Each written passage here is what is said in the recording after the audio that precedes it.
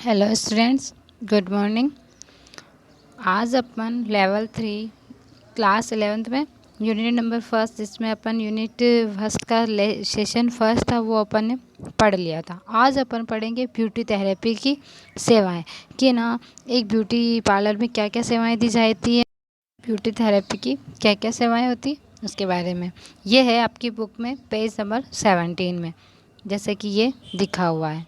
ठीक है, beauty therapy एक शब्द है जिसमें सिर से पैर तक गतिविधियों या सेवाओं के एक विशिष्ट स्पेक्ट्रम शामिल है। चित्र 1.7 जो नीचे दिया हुआ है, प्रत्येक सेवा की अपनी एक प्रक्रिया होती है जिसका पालन चरण दर चरण सावधानी पूर्वक करना होता है, अन्यथा इसमें मांसपेशियों और त्वचा में समस्याएं हो सकती है, जैसे चकत्ते, एलर्जी, संक्रमण, जिससे क्लाइंट असंतुष्ट हो सकता है। तो हमें सारा काम सावधानी पूर्वक करना चाहिए।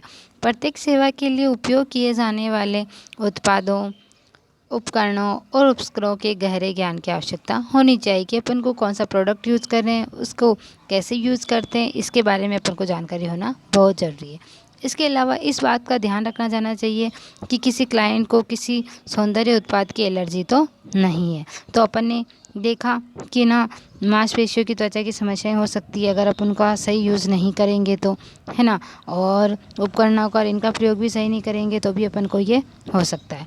फिर नेक्स्ट अपन पढ़ेंगे, जैसे ये बता रखा है चित्र 1 से मैनिक्योर किए गए हाथ और पेडिक्योर किए गए पैर, और ये आई मेकअप कर रहे हैं।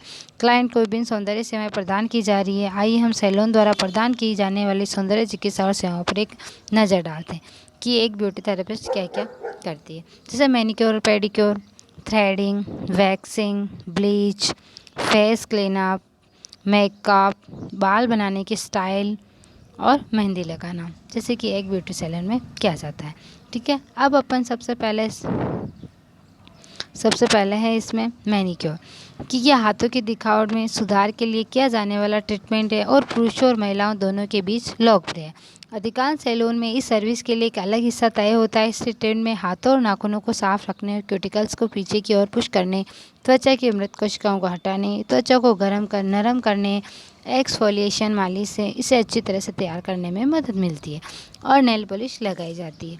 तो मैनिक्योर क्यों किया जाता है, किसके लिए किया जाता है, तो उसमें क्या होता है, हाथों और नाखूनों की सफाई की जाती है। क्यूटिकल्स होते हैं नेल्स के ऊपर, उसको अपन पुश की सहायता से पीछे ढकेलने की काम करता है। त्वचा की जो डेड स्किन है उसको हटाया जाता है और स्किन है उसको नरम किया जाता है। और इससे क्या लाभ होता है, हाथ मुलायम बनते हैं, हाथों में ब्लड सर्कुलेशन है उसमें सुधार आता है, हाथ और उंगलियों की मांसपेशियों को आराम मिलता है, हाथों और नाखूनों की दिखावट में सुधार आता है। ये बता रखे हैं मैनिक्योर किए गए हाथ और पेडिक्योर किए गए पैर, है ना। अब अपन पेज नंबर 19, पेडिक्योर। ये ट्रीटमेंट पैरों और पैरों के नेल की उपस्थिति में सुधार करने के लिए मदद करता है। मैनिक्योर की तरह इसमें एक्सफोलिएशन में प्यूमिक स्टोन का उपयोग करते हैं और मसाज करना, प्यूबिक स्टोन का उपयोग करना और मालिश करना शामिल है। इसके बाद पैर की उंगलियों के नेल को पेंट किया जाता है, पेडिक्योर में मदद करता है। तो इसमें पेडिक्योर में क्या किया जाता है, डेड स्किन को हटाया जाता है ना, मसाज की जाती है और मालिश की जाती है। ठीक है, नेल्स की मालिश की जाती है और पैर की उंगलियों को नेल पेंट किया जाता है और नेल्स को क्लीन किया जाता है। डेड स्किन है तो उसको हटाया जाता है ना। क्रैक हील है तो उसको स्क्रबर की सहायता से उसको भी हटाया जाता है। फिर इससे क्या लाभ होता है, पैर मुलायम होते हैं, पैरों में रक्त परिसंचरण, ब्लड सर्कुलेशन में सुधार होता है, पैर की उंगलियों का नाखून को आकार दिया जाता है, पैरों और पैर की उंगली का नाखून की दिखावट में सुधार आता है, पैरों के दर्द में आराम मिलता है, कठोर और मृत त्वचा कोशिकाओं में कमी आती है। मैनिक्योर और पेडिक्योर की मुख्य अंतर क्लाइंट की स्थिति कठोर त्वचा के उपचार और मालिश प्रक्रिया में निहित होती है। तो मैनिक्योर और पेडिक्योर के बारे में अपन ने जाना। जैसा कि आपको पता है मैनिक्योर और पेडिक्योर अपन 9th और 10th क्लास में भी पढ़ चुके हैं कि मैनिक्योर की प्रक्रिया क्या होती है। फिर है थ्रेडिंग, ये बालों को हटाने की तकनीक है जिसमें पूरे बालों को पूरे फॉलिकल के साथ हटाने के लिए एक सूती धागे का प्रयोग किया जाता है। जैसे चित्र 1.9 में जैसे सिर की फोरहेड करते हुए की फोटो दिखाई गई है। बालों को मोड़ने वाली गति से बाहर निकाला जाता है, जिसमें धागे में बालों को फंसाया जाता है और इसे बाहर खींचा जाता है। ठीक है, जैसे इस तरह की अपन आइस बना रहे थे, सामने की तरफ बालों को अपोजिट डायरेक्शन में पकड़ा जाता है। एक एक बाल बार खींचने की तुलना में थ्रेडिंग कम दर्दनाक होती है। मतलब कि स्पैचुला की मदद से अपन हेयर्स को एक एक हेयर्स को खींचेंगे तो दर्द होगा, और उसमें एक साथ झटके के साथ बहुत सारे बालों को एक साथ निकाला जा सकता है, इसीलिए ये कम दर्दनाक होता है।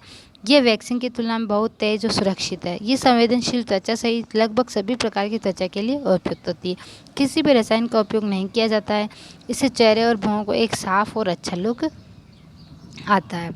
अब है वैक्सिंग। ये बालों को हटाने की तकनीक है जिसमें गर्म या कोल्ड वैक्स के इस्तेमाल से बालों को जड़ से निकाला जाता है।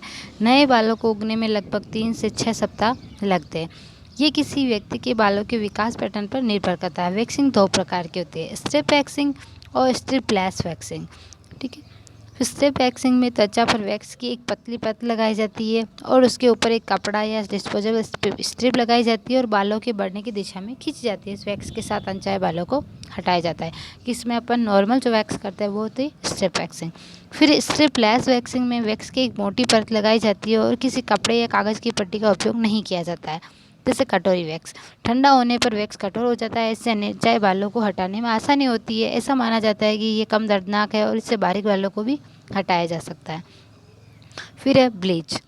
ब्लीच का अर्थ है ये ब्लीचिंग एजेंट का इस्तेमाल करना होता है जो त्वचा की टोन को हल्का करने में मदद करता है। त्वचा की जो टोन है उसको हल्का करने में मदद करता है। चेहरे को बालों का रंग हल्का करने के लिए ब्लीचिंग की जाती है। निम्नलिखित उद्देश्यों के लिए ब्लीच किया जाता है। कि ब्लीच क्यों किया जाता है? काले धब्बे झाई को कम करता है। कोनी या अंडर आर्म्स पर गहरे हिस्सों को हल्का करता है। जो डार्क हो जाती है ना स्किन से उसको लाइट करता है। त्वचा को चमकदार बनाता है। चेहरे के बालों को हल्का करना और कम दिखाई देने योग्य बनाना। इससे क्या बालों को हटाया नहीं जाता है, बालों को इनका रंग है उसको हल्का किया जाता है। अब है फेस क्लीनअप। क्लीनअप त्वचा के छिद्रों को बंद करने और त्वचा को सांस लेने की जगह देने के लिए किया जाता है। इससे मृत कोशिकाओं को हटाने और त्वचा से गहरी गंदगी को साफ करने में मदद करते हैं। सफाई की प्रक्रिया में त्वचा को साफ किया जाता है। एक्सफोलिएट किया जाता है, मॉइस्चराइजर किया जाता है, एंड क्लीनिंग में से छिद्रों को साफ किया जाता है और त्वचा को डिंगेस्ट किया जाता है जिससे सांस लेने की जगह मिलती है। इससे क्या क्या लाभ होता है कि जैसे ये चेहरे का क्लीनअप 1.12 नंबर जो चित्र है इसमें दिखाया हुआ है। अब चेहरे को एक स्वस्थ चमकदार प्रदान की जाती है। कि क्या क्या लाभ है? तो जिसमें चेहरे को एक स्वस्थ चमक प्रदान की जाती है। प्रदूषण के कारण हानिकारक बैक्टीरिया, पसीना और अशुद्धियों को हटाकर त्वचा को अच्छी तरह से साफ किया जाता है। मुहासे और फुंसियाँ हट जाते हैं। चेहरे में रक्त परिसंचरण, ब्लड सर्कुलेशन में सुधार आता है। अब है मेकअप, जैसे इस चित्र में दिखाया गया है। ये किसी व्यक्तित्व को उभारने के लिए चेहरे पर सौंदर्य प्रसाधन लगाने की प्रक्रिया है जो चित्र 1.13 में दिखाया हुआ है।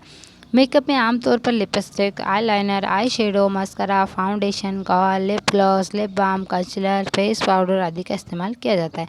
टेलीविज़न, मीडिया, थिएटर सहित फिल्म और टीवी उद्योग को नियमित से वेतन पर मेकअप कलाकारों की आवश्यकता होती है। इसलिए इस क्षेत्र में अक्सर एक अच्छा अवसर होता है। मेकअप के निम्नलिखित नाम। पहला प्रभाव है कि एक अनुकूल रूप से बनाने में मदद मिलती है। आत्मविश्वास बढ़ता है। त्वचा की खामियों और दोषों को छिपा दिया जाता है। त्वचा को प्रदूषण से बचाया जाता है और मनचाहा व्यक्तित्व और लुक बनाया जाता है। अब बाल बनाने की तरीका, हेयर डू। जैसे इसमें हेयर स्टाइल बना रहे हैं, है ना। तो हेयर डू, बाल बनाने का तरीका या हेयर स्टाइल एक ऐसा तरीका है जिसमें बालों को स्टाइल किया जाता है, जैसे चित्र 1.14 में दिखाया हुआ है। जैसे इसमें दिखाया हुआ है, ये व्यक्तित्व, सौंदर्य और फैशन का एक महत्वपूर्ण पहलू माना जाता है और पुरुषों और महिलाओं दोनों के बीच लोकप्रिय है। ये एक हेयर स्टाइल को कंघे, ब्लो ड्रायर और सौंदर्य प्रसाधन जैसे हेयर जेल आदि के उपयोग से बालों को एक निश्चित तरीके से व्यवस्थित करके तैयार किया जाता है। बालों को स्टाइल करना हेयर ड्रेसिंग भी कहा जाता है और ख़ास तौर पर जब हम एक पेशे के रूप में इसका अभ्यास किया जाता है। हेयर स्टाइल में hair bands, clips, pins, barrette, tiaras इत्यादि जैसे एक्सेसरीज को शामिल किया जाता है ताकि बालों को जगह पर रखकर उनकी दिखावट को सुंदर बनाया जा सके। इससे निम्नलिखित लाभ है। बाल और चेहरे की दिखावट को बेहतर बनाता है। एक व्यक्ति का आत्मविश्वास बढ़ता है। अनियंत्रित बालों को बांधने में मदद मिलती है। अब है मेहंदी।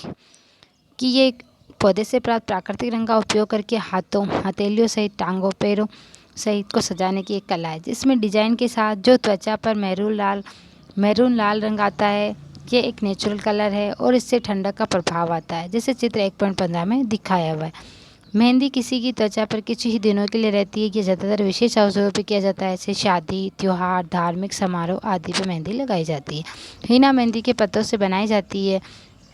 इसमें कंडीशनिंग गुण होते हैं और इसका उपयोग बालों को डाई करने के लिए भी किया जाता है ना।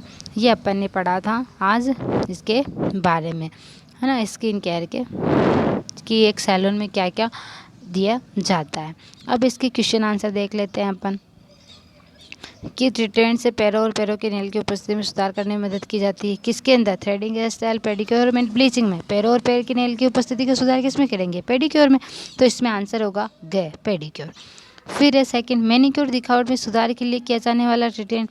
मैनिक्योर में किसको साथ किया जाता है? पैर और पैर की उंगलियों को, चेहरे को नहीं। किसको? हाथ को, हाथ और हाथ के नाखूनों को। फिर क्लीनअप त्वचा के बंद छिद्रों को क्या करता है? त्वचा की सांस लेने की जगह के लिए किया जाता है। क्या किया जाता है इसमें? एक्सफोलिएंट, एनलॉन्गिंग, क्लॉन्गिंग और कंजेस्टिंग। तो इसमें क्या होएगा? क्लेंजेस्टिंग। फिर थ्रेडिंग में बालों को एक रिक्त स्थान मोशन में खींचा जाता है जिसमें थ्रेड बालों को फंसाता है और बाहर निकालता है। एक थ्रेड में एक फंदा होता है, उसमें बालों को फंसाया जाता है। कंघे, ब्लो ड्रायर, सौंदर्य प्रसाधन जैसे जेल आदि के उपयोग में बालों को एक निश्चित तरीके से व्यवस्थित करके एक हेयर स्टाइल हासिल किया जा सकता है, डिफरेंट लुक हासिल किया जाता है। बालों को स्टाइल करना भी रिक्त स्थान कहलाता है। बालों को स्टाइल करना क्या कहलाता है? हेयर स्टाइल कहलाता है। खास तौर पर ये एक व्यवसाय के रूप में अभ्यास किया जाता है। स्ट्रिप और स्ट्रिप वैक्सिंग के दो प्रकार है। स्ट्रिप और स्ट्रिपलेस वैक्सिंग के दो प्रकार है। मैनिक्योर पेडिक्योर में क्या अंतर है कि मैनिक्योर हाथों पे किया जाता है, पेडिक्योर पैरों पे किया जाता है। वैक्सिंग का उद्देश्य क्या है? अनचाहे बालों को हटाना और इसमें कम, मतलब कि जो एक थ्रेडिंग तो फेस पे की जाती है, मतलब कि थोड़े बाल होते हैं कम जगह से, मतलब कि बाल हटाने के लिए तो थ्रेडिंग की जाती है, लेकिन वैक्सिंग ज़्यादा बालों को एक साथ लेने के लिए की जाती है। ठीक है, तो अपन ने इसमें क्या क्या ब्यूटी थेरेपी में उपयोग की जाने वाली भी सेवाओं को सूचीबद्ध कीजिए कि अपन ने क्या क्या सेवाएं दी थी इसमें। मैनिक्योर, पेडिक्योर, फेशियल, है ना, और क्या दिया था? मेकअप दिया था, थ्रेडिंग दी थी, वैक्स दी थी। ये अपन ने पढ़ा था। ठीक है, तो आज अपन ने ये यूनिट कंप्लीट की। यह है पेज नंबर 17 से लेकर के 24 तक। ठीक है, इसके क्वेश्चन आंसर मैंने आपको बता दिए थे और आज अपन ने ये सारी चीज़ें पढ़ी थी। Thank you.